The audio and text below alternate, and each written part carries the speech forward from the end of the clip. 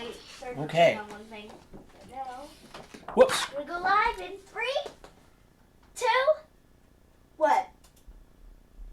And start recording over there. I already did. Oh, okay. Is it actually It's going? It's going. All right. Hey, everybody. It's time for Monster Art School Part 2. I'm going to zoom out so we can see Monster Art School. Now, Okay. hi, everybody. Hi, everybody. It's time for Monster Art School Part 2. And today we're going to do a goblin and a wolf. So the difference here is we just did a goblin earlier class here. That was more of the kid version of a goblin. And now we're going to do a goblin that's a little bit more detailed. And we're going to have a wolf on it because I figured it'd be fun to do something that's a little bit more about anatomy and stuff. I So, have a kneading tea. okay, thank you, honey, for your help. That was my daughter, Luna, who sometimes helps me out with the earlier class. But I'm going to try and find a wolf picture that works. Something to give me the idea of what a wolf's going to look like. So I always get myself some reference so that I can see basically what wolves are and how they work anatomically. And one of the things that's difficult about wolves is that they're full of hair. So, that makes them hard to draw sometimes because it's hard to see what's going on underneath.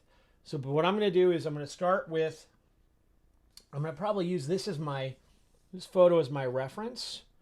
And then I'm going to go from there. So I'm going to put that photo somewhere you guys can't see it. Not because I want to hide it, but because I want you to be able to see my drawing. And then I'm going to move into the drawing. Whoa! And this is going to make you seasick for a bit, but I'm going to try and make it as unseasickness as possible. Inducing, as possible. Okay, so here we go. All right. So I'm going to start with my red pencil today because I like how the red pencil feels. And I'm going to have this wolf leaping forward. And so the first thing that I try to do here is I try to start with the gesture. And in the case of this wolf, it's one of my favorite books. It's called The Spirit of the Wolf. This wolf is going sideways, but I kind of want the wolf to come toward us. So I'm going to have to change the direction in 3 dimensions. So that's going to be a little hard to do, but not impossible. But basically the things that I'm going to be looking for on this wolf, and I'm going to bring it back here, are different shapes to look for. So there's the circle here I'm going to draw for the head, the cone for the nose. I'm going to look for a tube for the neck, a kind of a circular area for his shoulder and his his upper arm to his elbow. I'm going to treat this area here, which is the rib cage, goes all the way here. You can kind of see that mark there for the rib cage. And then back here is the hip. Well, actually, I'm sorry. This is the upper thigh and the hip. Dogs don't really have big butts, or more likely wolves. So the width actually comes out in their leg. So we're going to talk about how these legs work a little differently than people's legs. But we'll basically break it down into simple tubes and circles like we do everything else every other day. And here, let's get started. So first thing I want to do is I want to start to sketch in I'm not going to use the red because I think the red won't be showing up. So I'm going to sketch in the loose drawing of my wolf. And I want it leaping, so I'm going to try and get that arc that we had. So I'm going to draw an arc like so. Now that arc is to represent from the head, which I'll do a circle for, down its neck, which is here. And I'm doing it as a cone. So I'm going to treat it like it's a cone, moving away from it. And it's almost as big as the head. And then I'm going to draw another cone here for the nose. And then I have to remember, here's our chest area. So I want to put a big shape here for the chest. And if the back goes here, I want to make sure that I know that there's one arm on this side of the chest, another arm or leg on this side of the chest, and we're going to have this arc coming around down to where the legs, actually I'm going to bring them up a little closer, where the legs are up here. And then from the center, I'm going to draw down. I'm going to pretend that you can see a clavicle, which is a human bone, on the wolf here. I'm sure it might be a little different on the wolf, but the structure is still there. It just may be called something different. So we have our one forearm, upper arm. Our other upper arm, we can only see it as a half circle back there. And then from here, we're going to draw the thigh coming out like this. And draw an internal shape there, basically to show the underside of the belly, and another shape there for the other thigh. And then we're going to follow this line back to create that sense of leaping. We follow these lines back along this circle, this sphere, no, ellipse, back down, and then we're going to bring them in like so. And that's where their back kind of the ankle of the dog is, of the wolf is. So basically the way dogs are set up is, on a human, you would have the knee here, and that's where dogs have their knee, and then you've got their ankle here, and then their toes, their feet and their toes are actually all this here. So the bottom, so this is their ankle all the way up here, which is kind of odd for what we think of. But then you'll see, if you were to see underneath the skin, you would see all of their phalanges coming down like so, just like we have phalanges in our hands, coming down like this to their toes on both sides. And to make it look like he's on the ground, I'm going to flatten the bottom of the toes and box them out a little bit so they feel like they're solid on the ground there. I'm going to make the toes, basically they're just circles with flat bottoms right now. I'm going to give them pointy heels. So you imagine their ankle is here, and this is their heel, right? And then their knee here, knee. And then their hip is here, and they have nice thick thighs. They're thick on the front and on the outside, but they kind of flatten out on the inside here. So this all here is concave as opposed to convex. And then we go convex out here. Okay, now let's get those front arms in, those four legs in. So we want to draw the elbow. So from the shoulder down to the elbow. I'm going to continue that orb, and then let's make a tube coming toward us, like so. And then I think I may have made this stuff back here a little too. Let's make it, I'm just going to change this a little because, there we go. I feel like they need to be a little closer together because they're springing off. So now here, at the end of this, we're going to put a little box. And that's really this area of their leg. So I like to think of the top of the front foreleg as flat so that you can imagine the bone coming through like this, and then we hit the wrist essentially of the dog or of the wolf, and then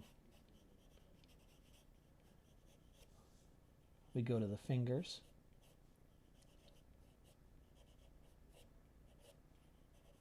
They have knuckles and everything, just like we do. Just like we do. And then we want to have the one on the other side do the same thing, but we're not going to see all of this because it's all on the other side of the body. So we're going to bring that out from behind. We're going to pretend it's somewhere in here.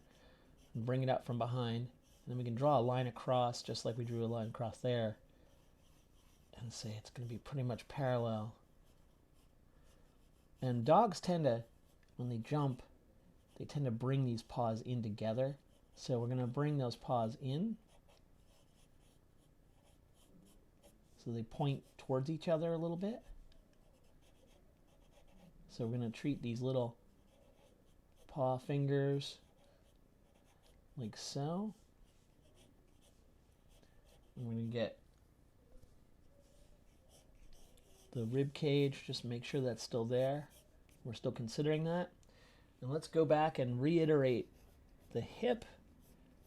Bring this back and around that arc up to the top of the head. So we go over the hip, dip in, and then come around the rib and over the head till we get to the forehead of the wolf. Okay? And this stuff back here we can play around with a little bit more because I'm not liking that so much. I think this leg maybe needs to be straightened out a little bit more. So I'll straighten that out a little. And maybe we'll make these toes go down like it's just leaped in the air. But I'll work on that a little later. So then we're going to imagine this is coming toward us. So we have that orb that was the head. We're going to draw two lines. We're going to flatten it out on the sides of the orb. And we're going to draw the cone coming out the front. And this cone is going to be the nose of the dog, the wolf. Okay. And then we have to imagine there's that keystone area. And then the eyes go on either side of that. So we'll see this one in full. We'll see that one kind of partially. And dogs don't have big cheekbones, but they do have them. Wolves, dogs. And they're right there. That's it. And then this usually comes in like so. Until you get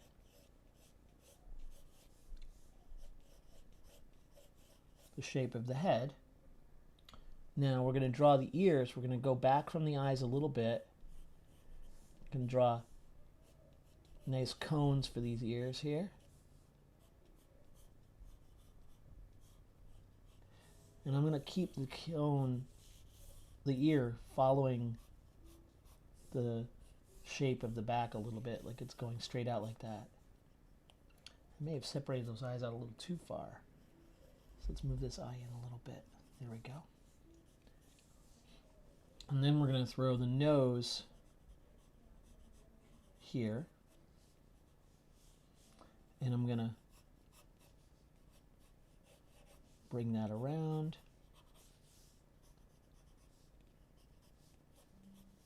So you're starting to see the wolf start to show up. I hope you guys are following along. It's a little harder than the other one.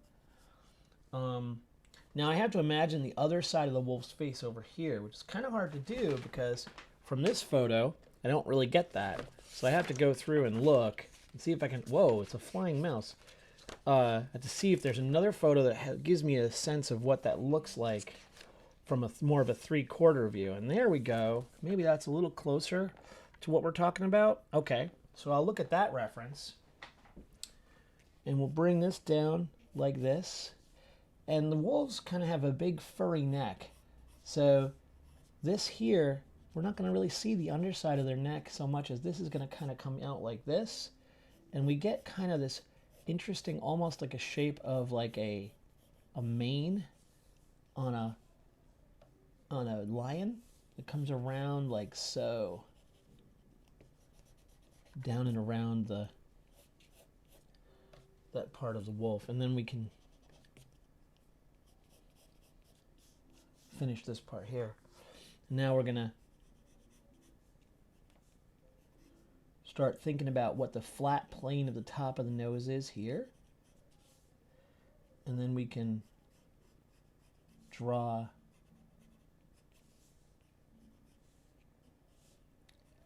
around to the center to create the muzzle. And wolf eyes are neat. They have this black area right here.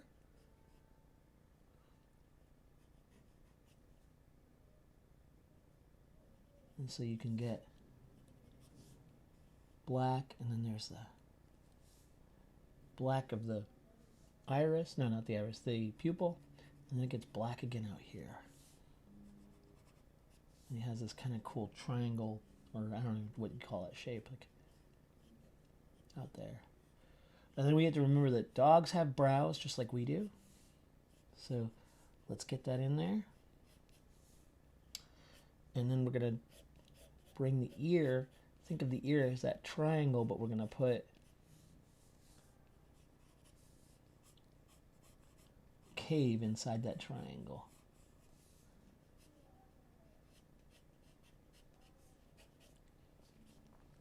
So now maybe I made the head a little bit too big. I kind of like that head though. So I can always do things like extend, make the paws a little bit bigger here. And it'll feel a little bit more like we're exaggerating the movement of this wolf here.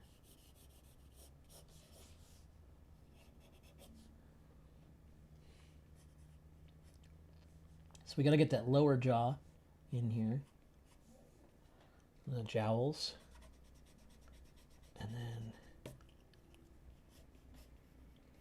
wolves have this kind of shape like this to their faces out here.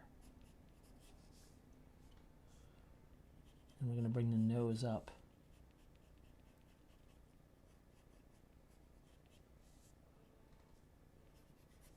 Now, I promised you goblins. So now how do we get a goblin in here? Let's get the tail in.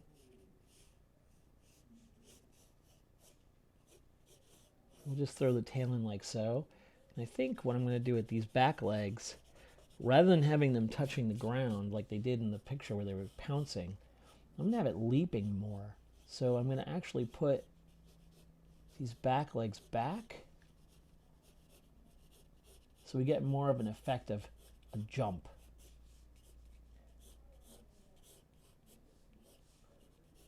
But we have to remember the anatomy that we had here. We had this was the knee here, the ankle kind of there, and then the foot. And then I think let's make this mouth open, because it's never fun to have a boring wolf with his mouth closed. So what we're going to do first is we're going to create furrows up here. It'll make it look like the wolf is angry. And then I'm going to create a lower jaw here. Oh, I can't answer your questions right now, guys. I'm sorry, because I'm on the wrong side of the room. I'll try to answer your questions afterwards, but I don't have anyone helping me this time. So I'm going to get the teeth in. Now wolves and dogs have little tiny teeth in the front here. They're little square teeth. And then they have the fangs here. They're nice and big. And then as you go back, you get more fangs. Or not fangs, you get more of the sharp angular teeth. Same thing down here. You've got small teeth, small angular teeth. You got kind of fangs down here. And then you get these little teeny teeth, kind of like we have down in the front here. And I don't know if you can see that, but here, I'll zoom in. Now we're going to put some fur on that mouth and kind of go around here. Now, I'm not using reference for this part, but I have a pretty good memory about what wolves look like. So I'm going to get, I'll get this far, and then at some point I might go back to my reference and grab some more detail around that mouth there. But I'm pretty close to what I think I like there. I'm going to get the tongue in. And I'm going to make this guy look a little bit angrier by squinching up the eyes, like so.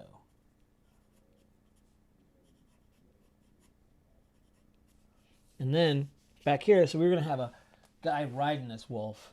So I have to draw, let's put a saddle on the wolf. We're going to remember that we're still dealing with this wolf being rounded here. So, because of that, we're going to put a belt around here where the saddle's going to go. Now, the one thing I don't have reference on is a saddle, so I'll have to get reference for that later, maybe after we've been drawing, but I can pretty much say there's going to be a buckle somewhere around here, and we'll handle that later. I'm going to throw a saddle on here. I can't imagine trying to get a saddle on a wolf, but I thought that'd be kind of fun. So we've got a saddle on a wolf, and then we have to draw the goblin. So now the goblin, I think I'm going to draw him with his arm up like this. I mean, with his body up like this. So we're going to put his torso here, and his head there. I'm going to have him reaching back with this arm. So I'll put like a shoulder there. And I'll put his hip here. So he's sitting in that saddle. And I'll make sure his face is turning this way. And I'll give him a nice ear over there. And we'll get some angry eyes in there. We'll throw his arm back like so.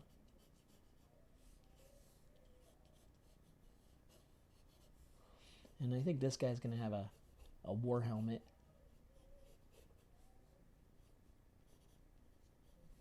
Because he looks like a really angry, serious guy. And all the whole time I'm doing, I'll call it kind of these little circles. You know, like this is a cheekbone, and this is going to be the chin down here. I'm going to put the mouth in, actually, instead of the chin. And I'll have the chin here. And I'll do a little circle for that. And I'll draw an ear like so. On the other side, and then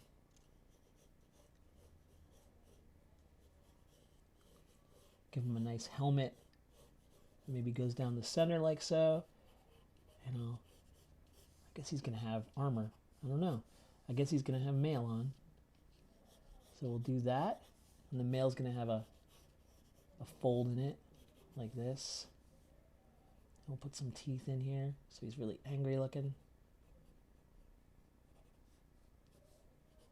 Arr.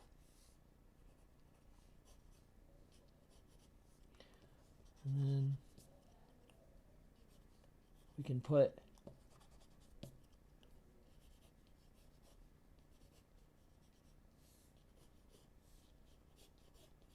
that arm there. Now, what's great about goblins is they're all stunted. So if you get the anatomy weird, that's okay, because goblins are supposed to be kind of weird looking anatomy. So I can kind of mess around with what the anatomy looks like by making his, his stuff a little bit odd and off. So I'll go around here. We'll have his chest plate. And we have to, at some point, twist his body so that he fits on that wolf. So we have to do that at some point. And then we got his hip. And we'll have his knee. I think his head has to be really big compared to his body. So I'm going to bring this in smaller. And I think he needs to be up in the air, a little off the saddle, because that would be funnier. So we'll go like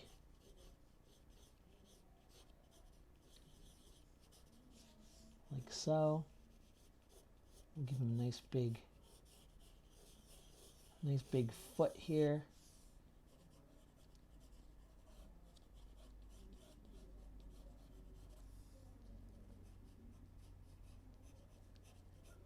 I like the idea that the armor's too big for him. Like he stole it off a person and it just doesn't fit him. So the helmet's kind of hanging over on one eye, or over his face like this, maybe a little bit. You can barely see outside of it.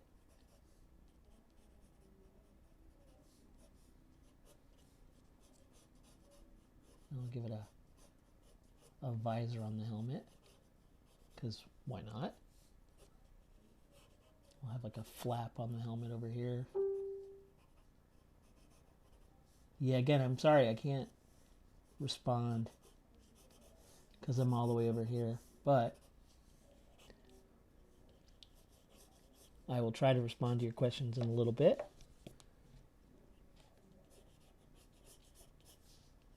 So we'll twist his body right there and then bring his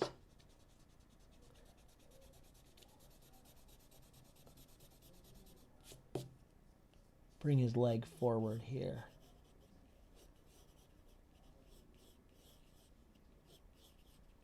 Now for this guy, I'm making him up. I don't have the reference for goblins that I have for a wolf. So I just kind of have to figure out what he's going to look like. So I'm going to give him nice pointy metal shoes. Figure he's like a goblin knight. So he'll wear those. Just figured they wear those pointy shoes because I always like those from medieval times. They always have those. Not medieval times the place, but medieval times the era. It wasn't actually medieval. It was more Renaissance anyway, but that's okay. They didn't have good armor like this usually in the Middle Ages. I'll have to get some more reference on that helmet, but I think he should have a plume up here. And if I have one foot on one side, I have to have the other foot on the other side, so I have to think about that foot's probably going to be like that. And I think with this hand, he's calling the other goblins to charge. So he's going, come on, goblins, let's go.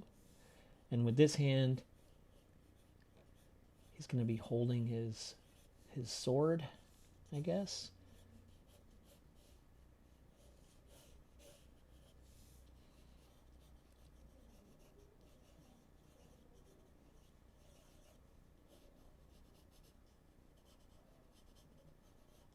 And with the hand, I'm doing the same thing I did before, where I treat it like this. So the fingers splay out from the center body of the hand.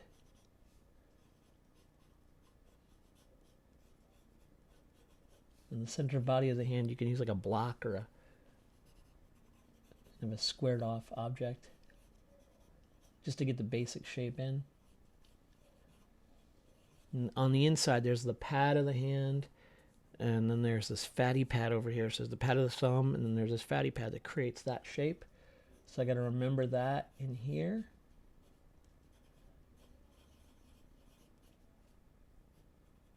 And let's give him a nice big clunky armor piece right here.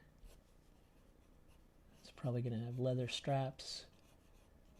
And his skinny little goblin arm will stick out of it.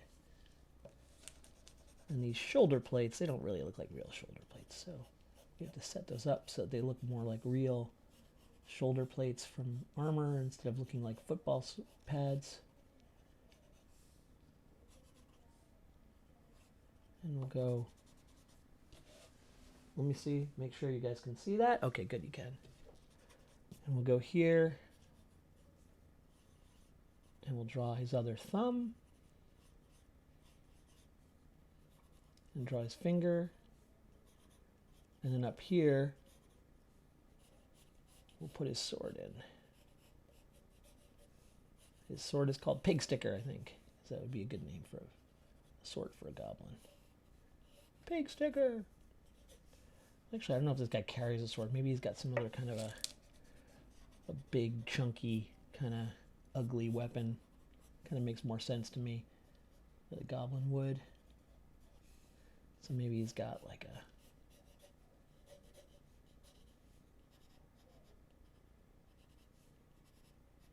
a bitten up, eaten up sword.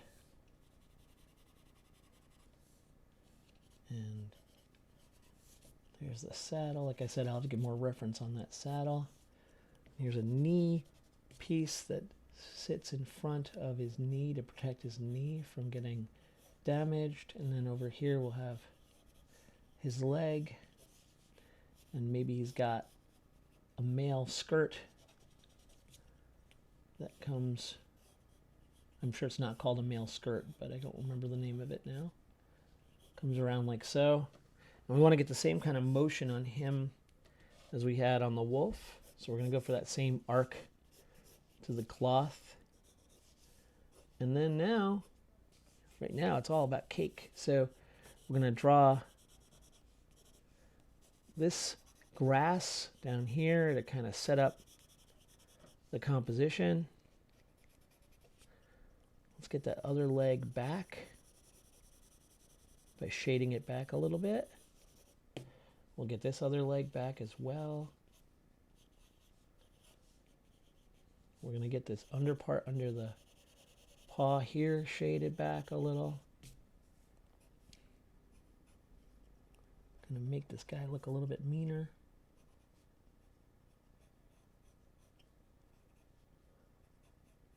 And there we go. And we'll give ourselves a little helmety thing. Like I said, I can go back and fix all the little details and make them look actually like real armor.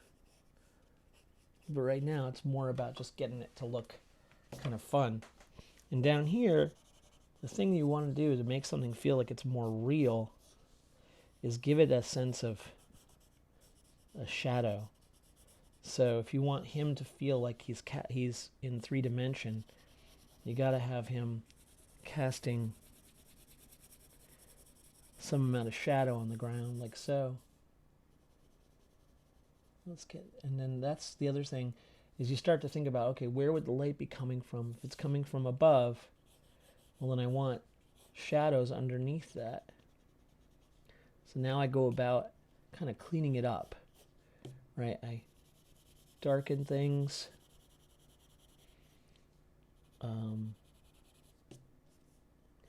Wherever, if the light's coming from above, I want the darks to be underneath the object. So anytime an object overlaps something or is in front of something, I want to have a little bit of shadow. So like this flap on the helmet is overlapping the armor, so I put a shadow. The ear covers over the armor there, so I put a shadow.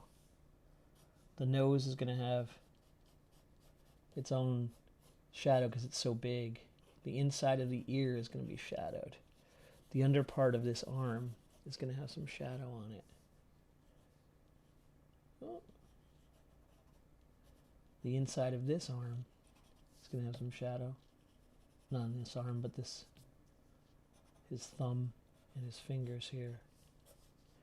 Under here we'll have some hairy shadows. We already have shadows down here.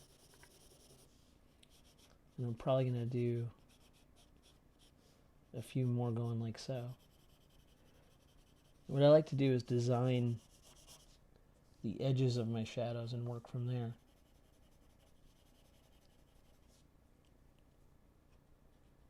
And now a lot of what I'm doing next is just kind of cleaning up. Everything just gets sharper and cleaner as I go.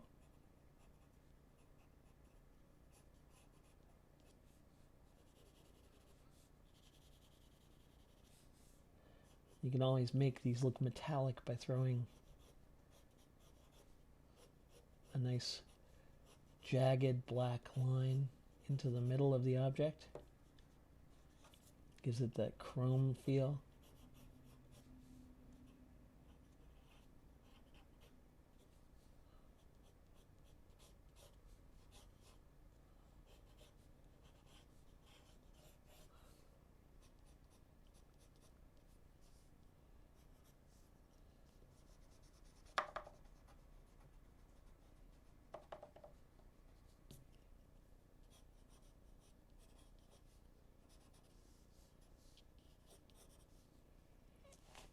So let's make this feel like male, and I'm probably going to do that by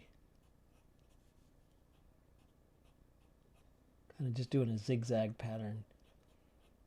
I know it's not going to look exactly like male, but it'll give the impression without having to be exact.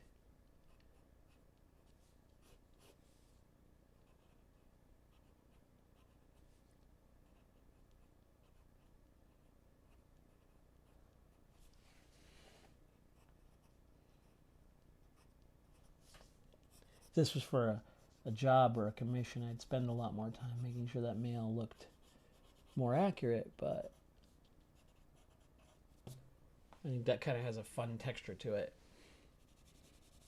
And now that I've gotten these areas darkened out, I want to choose areas, smaller ones, in these areas to make them feel a little bit more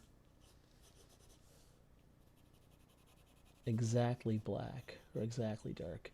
And I just heard someone ding, so I'm going to check the questions and see what kind of questions we've got. So let's see. Oh, cool. It's great to hear, Mark. Straps. Oh, put straps going from the saddle to the chest. Oh, yeah. Yeah, this is harder than the pencil goblin, yes. Yeah, the pencil goblin was that. He was a little simpler.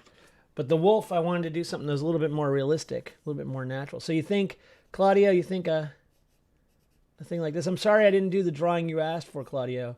The Green Lantern, Guy Gardner. But, maybe I will. I'm a little allergic to doing superheroes at the moment, but I could do that.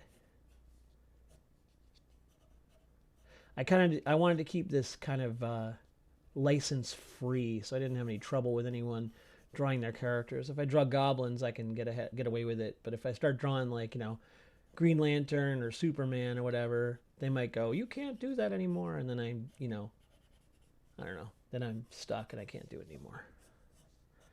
And this is too much fun to have to deal with someone telling me not to do it. So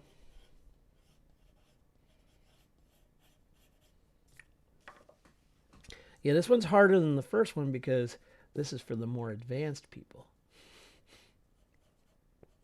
And notice I have a lot more adults in this one, which is good. That's what I was asking. That was what I was hoping for.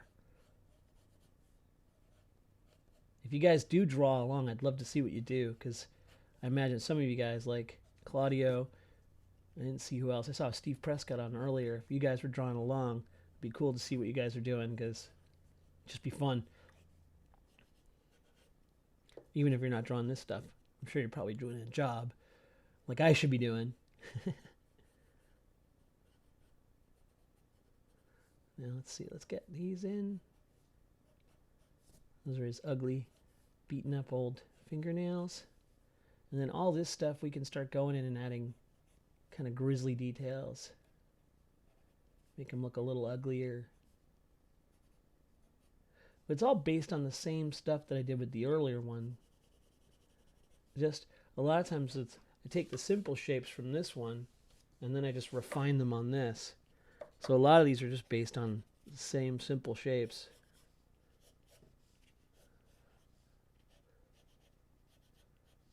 If you're wondering, after I'm done with something like this, I pretty much have to go to sleep. I have to take a nap because it's a lot of energy goes into this. So it looks like it's really fast, but in the end, I end up exhausting myself and having to go take a nap.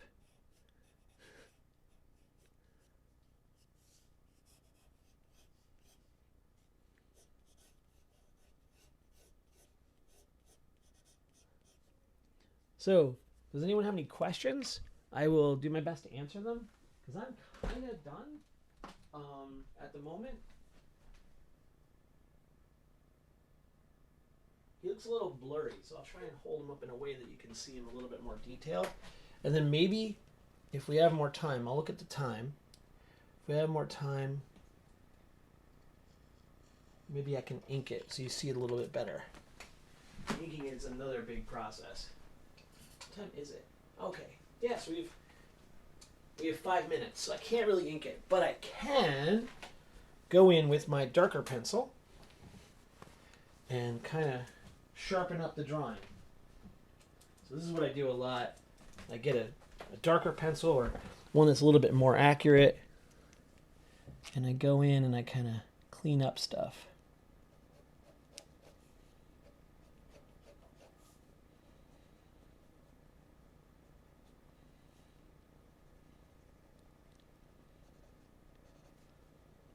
And so what happens at this point is I start to really focus in on the lines I want and lines I don't want.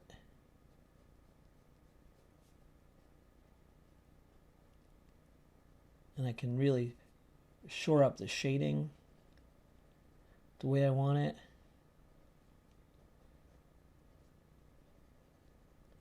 And refine the marks a little bit more.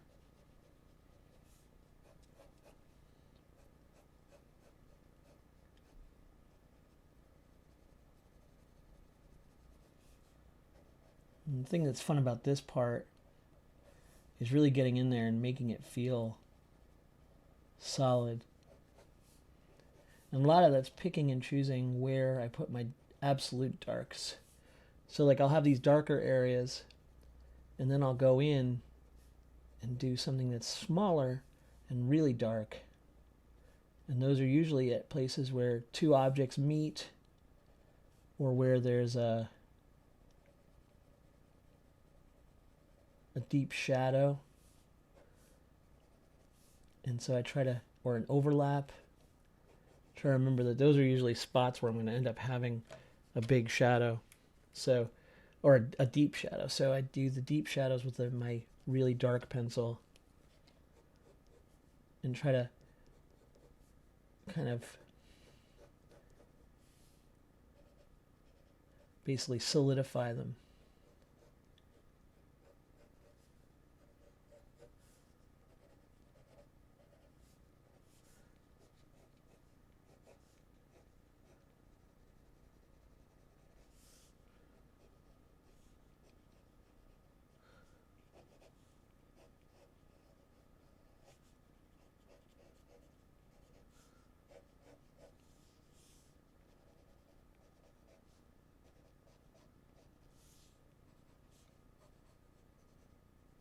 Don't forget the little toenails on our wolf.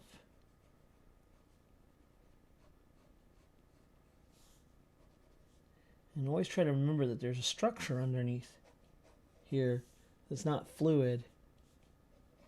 So I don't know where that saddle mark you were talking about goes, Claudio. I was going to have one around the bottom here, around his chest like here. But you made it sound like it was up here, and I don't think so, because that would interfere with his arm, so I think I was wrong about that. So here we'll go saddle.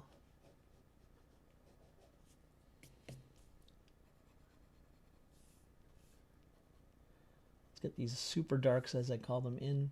When I'm teaching my drawing class, I always talk about there are areas where the absolute black goes. And it's where light doesn't get, just can't get. And I call that my super darks. So when I'm teaching my class, I'm getting into like, let's make this, let's get those super darks in. It's really interesting to see the students go from these very gray kind of mid-tone drawings. And then I'm like, put your super darks in. And then they're like, suddenly their drawings have 3 dimensions. It's amazing to watch the difference between one and the next. But it looks like I think we're out of time. Thanks for checking in with me and coming and hanging out with Monster Art School. I'm going to put this up on YouTube because I figured out a way of being able to record them. So if you want to watch or follow through again or tell someone, hey, go check it out. My YouTube's Steve Ellis Art on YouTube. And so I'll have this one and I'll have the earlier video that I did with the kids on there as well. And hopefully, I don't know, people will have something to do when they're off on their break, and however long this break ends up being, the worldwide break we've got. We should call it something like that. We should call it the worldwide rest. We all catch up on our sleep, hang out with our families, and take some time off to do stuff like draw pictures with our friends online. because we can't actually talk to them in person.